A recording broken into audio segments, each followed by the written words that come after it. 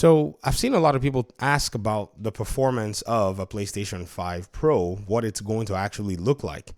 Now, this is very interesting because a presentation like that, which has left some people still in limbo, to me, doesn't provide a lot of clarity. There are also statements that Digital Foundry made as to the possible, hardware comparisons, of which another Digital Foundry, technical member made a separate, statement too. So right now, the best thing anybody can say is they don't know. However, we do know about the PS5's hardware. This is where I think the conversation actually has a little bit of meat to it. The PlayStation 5 itself, we know the comparable, well, in a sense, we know an idea of the comparable hardware in it. For the CPU, we have what's called a Series X kit that Digital Foundry made a video on. This is, in my opinion, Digital Foundry's most valuable video ever for anybody who is in console gaming, who wants to look at what PC, is about and all of that stuff. Digital Foundry was able to get their hands on some motherboard style, PCs. And the whole story is actually very interesting. Apparently, when they were manufacturing the Xbox, some of the motherboard units were kind of defective in terms of their graphics, kit not necessarily working, but their CPU was working. So what AMD did was they repurposed these boards and they sold them as desktop PCs. But they sold them only in China. And Digital Foundry was able to get their hands on one of them, which basically means the APU inside of the Xbox and the CPU are available in the hands of consumers publicly. However, they have a PCIe slot and everything you can use to basically build a PC. So what Digital Foundry did was they took this board, this kit, this desktop kit, they put a 7900 XTX, the best AMD class GPU, and they ran a bunch of games to see how they performed. So in looking at seeing that the Series S and X CPU were basically the same, is better than the PS5. So we now have a comparable CPU and now even the GPU in the PS5. So you can tell what exactly the performance, or at least close to what the performance will look like with all of the available information, because that's one way we kind of take hardware. We take it at face value, what a piece of hardware can do. We will more than likely theorize that hardware that's better would do a little better and hardware that's not as good would do a little worse. That's how you look at it. And they tested them with different, other CPUs to be able to see how well it performs in video games.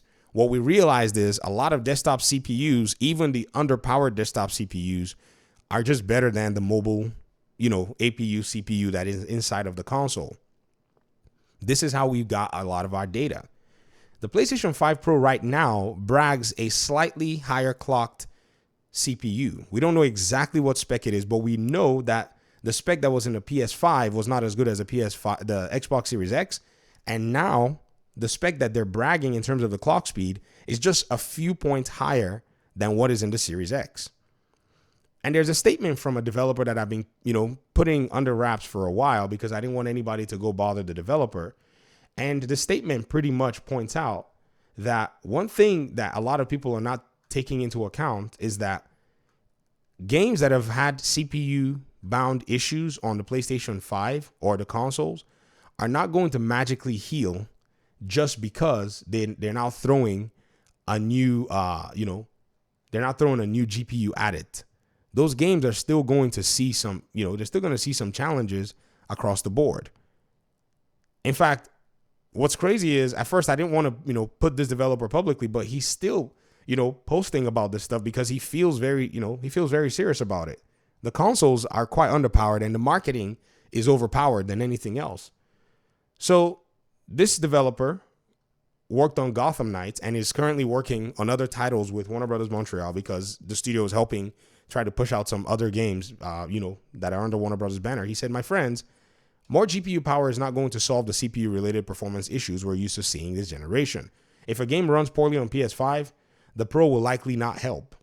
Now, in context, the Pro will likely not help if there is a situation where the game has had CPU bound challenges in the first place. So if this mid-gen refresh more than anything is more of, kind of a quality of life refresh for developers. And yes, there are some improvements that I've seen. I know people may try to look at those pictures and be like, what's the difference? I saw some of these pictures. Digital Foundry went ahead and posted them and, the comments are just gold. But I will be fair here. I do see some differences. Now, I don't know, what everybody else has seen, but there were some interesting shots like Hogwarts Legacy, which Digital Foundry claimed to still be running at 30 FPS. Now, the Ratchet and Clank one, I do see the difference. There's a little bit of extra detail in vegetation and a little bit of extra detail in terms of, assets, just maybe meshes and even some character assets in the way that they've, improved and the way they try to show the scene. The problem, though, is the human eye, majority of the human eye will not see this difference.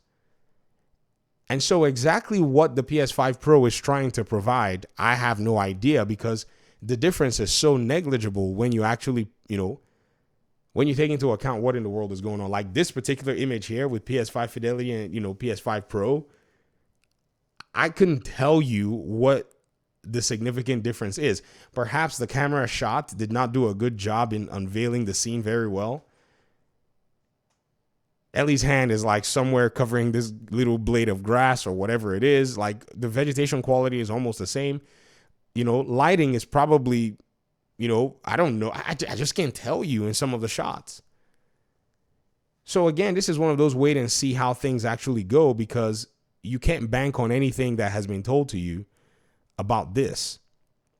Now, what's crazy is I showed you guys that Series X kit, right? And the reason I pointed out the statement by the Gotham Knights developer was simply because when Digital Foundry put together that Series S kit, they actually went back and did some testing on Gotham Knights. I wish they did some testing on the multiplayer of Gotham Knights, and I've said this before, because again, even the 4800 desktop kit they use is still slightly overpowered than the Xbox Series X, believe it or not, because it's running Windows, and the Xbox Series X has a different way that it accesses all its cores and so on and so forth. So there's a slight difference there. However, like I said, the way we actually parse it is we just look at the hardware in general, and you can hypothesize and see that there will be a similarity. So here's what they did. Like I told y'all, they put the 7900 XTX, AMD's top flagship GPU at the time. They paired it with it, and they ran some tests on Gotham Knights.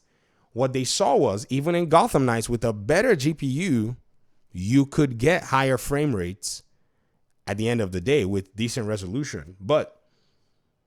And this is cool. Look at this. 4800S with a 7900 XTX, basically maxing out the CPU.